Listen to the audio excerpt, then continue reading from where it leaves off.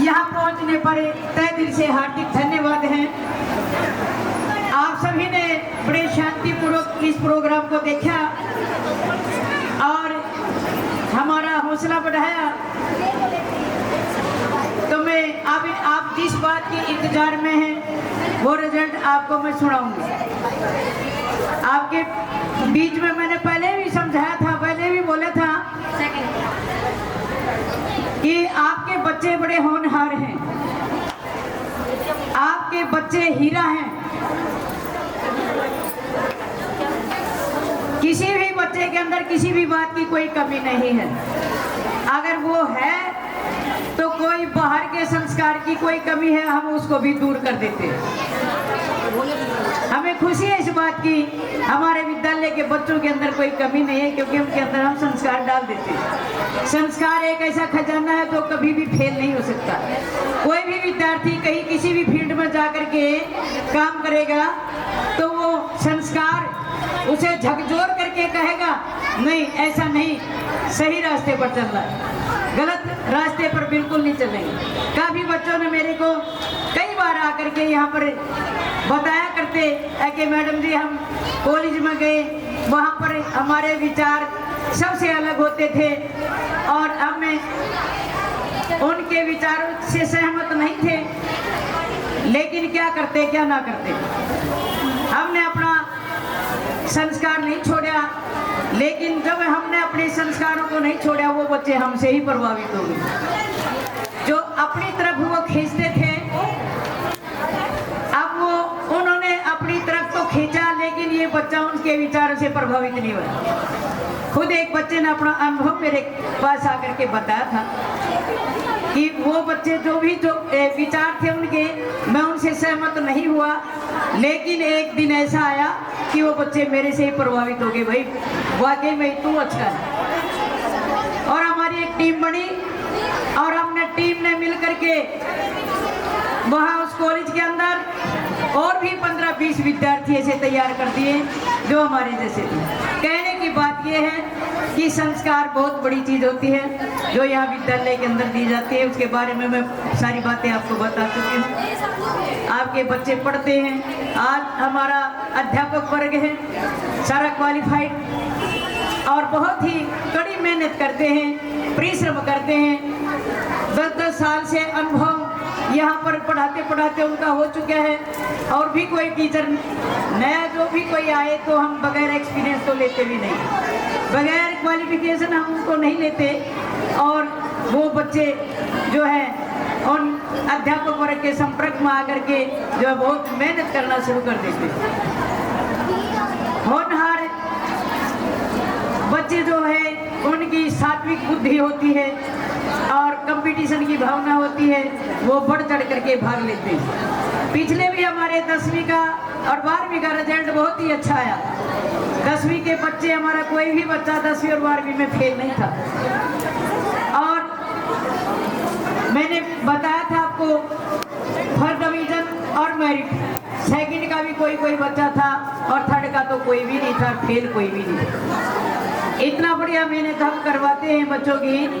और बच्चे भी जो है, जो बच्चे कमज़ोर होते हैं, क्योंकि हर क्लास के अंदर 3 तरह का बच्चा होता है। एक ज़्यादा इंटेलिजेंट होता है, एक बीच का होता है, एक बिल्कुल निल होता है। निल का मतलब यानी बुद्धि भगवान सबको बराबर देता है, ये कोई दो राय नहीं है, बुद्धि सबको बराबर देता है, लेकिन उसका इस्तेमाल बच्चा कैसे करता है।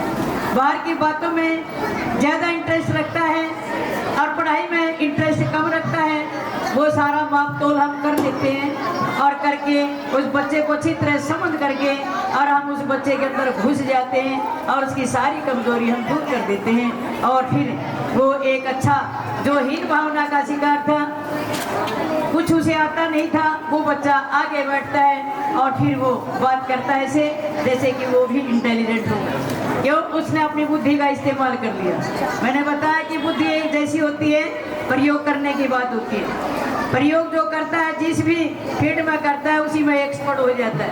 अगर वो कोई और टेक्निकल चीज में जाता है तो वहाँ भी उसका दिमाग चलता है, बहुत ज़्यादा जो है विचार उसके अंदर होते हैं कि मैं ये करूँ वो करूँ। लेकिन मैंने बताया कि जो पढ़ाई में बच्चा कमजोर हो जाए, उसका इंटरेस्ट पीछे रह जाता है और कोई बड़ी बात नहीं। इंटरेस्ट हम दिलाते हैं और बच्चे का जब इंटरेस्ट बढ़ जाता है तो पढ़ाई के लिए कोई भी बड़ी बात नहीं है। 35-36 साल हो गए हमें पढ़ाते पढ़ाते, हमारा पूरा एक्सपीरियंस है कि बच्चे को किस तरह आगे बढ़ाना है और कैसे बच्चा निकालना है और कैसे आगे बढ़ा करके उसको किस तरह के विचार दे करके कैसे एक संस्कारवान बनाना है। आज का ये समय पाश्चात्य का युग है, आप भी जानते हैं। हर विद्यालय के अंदर मेरे हिसाब से तो कोई धार्मिक बात तो सिखाता ही नहीं, ना ही कोई हवन होता, ना कोई धार्मिक बात सिखाते। देखिए ये प्रोग्राम है, ये तो हमने कल्चर है, ये कल्चर का प्रोग्राम देना ही पड़ता है, लेकिन फिर भी हमें अपने बच्चों में सात्विक विचार भरते हैं और बच्चों के अंदर हम चाहते हैं कि वो पाश्चात्य शिक्षा से अलग रहे। पाश्चात्य शिक्षा से प्रभावित आकर के बच्चे गलत रास्ते पर चलते हैं, बस यही से बिगाड़ा जाता है और यही से बच्चे जो है फिर माँ बाप की भी मानते नहीं हैं और वो आगे निकल जाते हैं। और इन सब के लिए एक केवल मात्र अगर कोई चीज है, कोई इलाज है तो वो विद्यालय होता है। वो विद्यालय होता है जिसमें बच्चा प्रवेश कर जाता है। माँ बाप क्या करते हैं, तैयार करके विद्यालय के अंदर भेज देते हैं, जाओ बेटा पढ़ो और हम तुम्हारे मेहनत करके तुम्हारे लिए जो भी चीज़ तुम्हें चाहिए, वस्त्र चाहिए, तुम्हारा खाना है, तुम्हारी फीस है, वो हम पूरा इंतजाम करेंगे, आपकी कसर नहीं छोड़ेंगे। लेकिन बेटा तुमने पढ़ करके बहुत ऊंचा बन करके दिखाना है। अब तो दुखी है लेकिन तुम आगे दुखी ना हो, ऐसे विचार लेकर के अपने बच्चों को वो स्कूल में भेज देते हैं। जब विद्यालय में बच्चा पहुंचता है तो हमारा भी दिल पिघल जाता है। हम भी चाहते हैं कि बच्चे तैयार होकर के आए हैं और जिस घर से आते हैं उन सब की जानकारी हमें भी होती है। फिर हम ये सोचते हैं कि उन्होंने ये जिम्मेदारी हमारे सिर पर छोड़ दी। हमारा भी प्रमुख कर्तव्य बनता है, हम शिक्षा डिपार्टमेंट से जुड़े हुए, हमने पता है कि ये बच्चे आज हमारे हवाले हैं। हमने भी भगवान के आगे जो है झुकना पड़ता है, भगवान से हमें ये भी कहना पड़ता है प्रभु ऐसी शक्ति हमें दे, ऐसा बल दे, जो भी बच्चा हमारे बीच में आया है इसका उद्धार हो, सुधार हो, इसकी बुद्धि जो है तीव्र हो और ये बच्चा पढ़ लिख करके कुछ बने।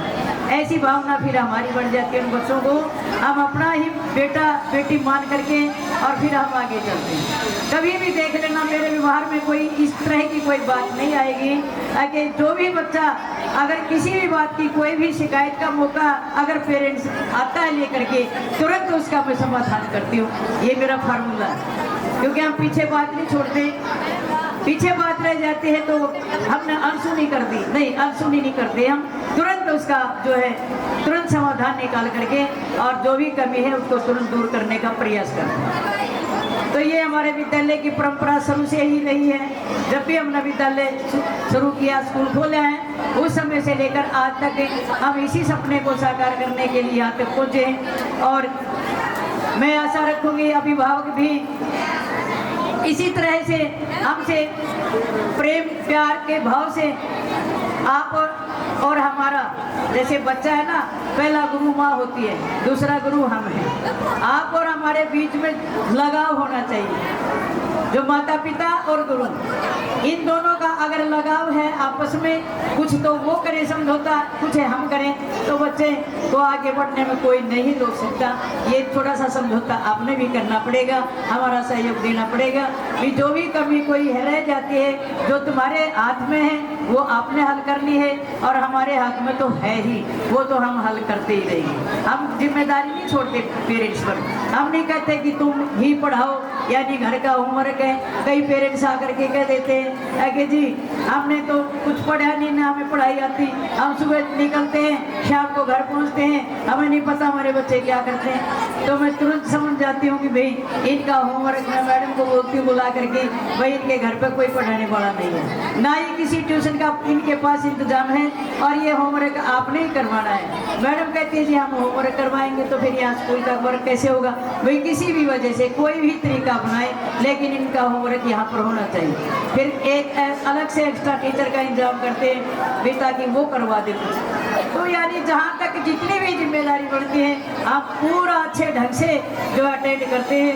ये नहीं समझते कि विद्यालय है या स्कूल, नहीं, हम अपने बच्चे समझ करके और इनकी कमजोरियों को दूर करते। भगवान ने हमें ये जो है ये रास्ता दिए, ये जगह दी है, शिक्षा में हम शिक्षा डिपार्टमेंट में हम पहुँचे हैं। परमात्मा ने जो हमें ये बुद्धि दी है तो हम उसका इस्तेमाल इसी तरीके से करेंगे। तो अब मैं सभी अभिभावकों का फिर पुनः धन्यवाद करती हूँ। आपने बड़ा शांति का दान दिया और अब आपके बच्चे बैठे हैं जिन्होंने मेहनत की है, फर्स्ट सेकंड थर्ड। देखो पूरी क्लास तो आ नहीं सकती, पूरी क्लास तो फर्स्ट सेकंड थर्ड आ नहीं सकती, लेकिन कुछ ऐसे भी बच्चे हैं जो एक एक नंबर से रह जाते हैं। लेकिन एक एक नंबर से जो बच्चा को रह जाता है उसकी डिवीजन हम मारते भी नहीं है।